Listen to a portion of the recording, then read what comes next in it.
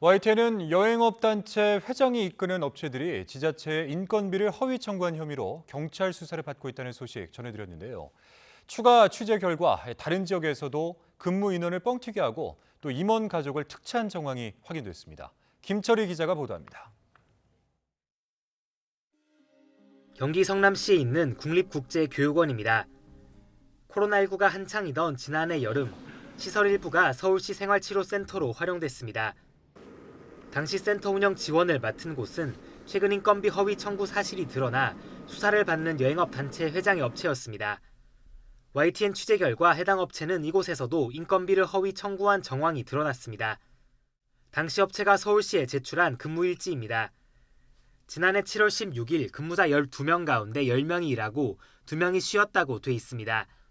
하지만 실제 근무표엔 2명이 빠져 있었습니다. 일지 속 다른 날짜에도 실제보다 많은 인원이 일한 것처럼 적혀 있습니다. 일하지도 않은 유령 근무자를 기재해놓고 인건비를 더 타낸 것으로 의심되는 부분입니다.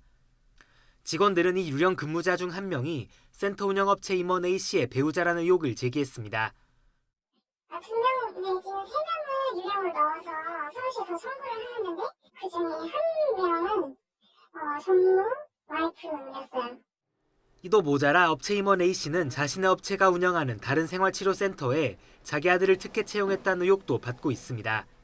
당시 근무자들은 A씨가 직접 연락해 아들이 가서 일할 거다고 하는가 하면 아들이 일을 잘하고 있는지 수시로 물어왔다고 설명했습니다.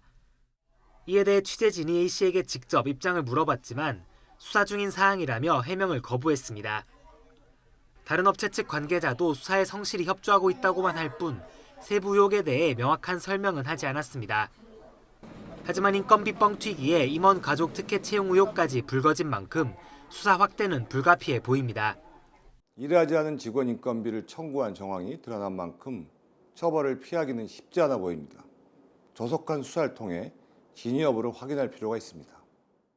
서울경찰청 역시 관련 지자체 전체를 대상으로 수사를 확대해 진행하고 있습니다. 이후 수사 결과에 따라 업체가 받게 될 처벌의 무게도 달라질 것으로 보입니다. YTN 김철입니다.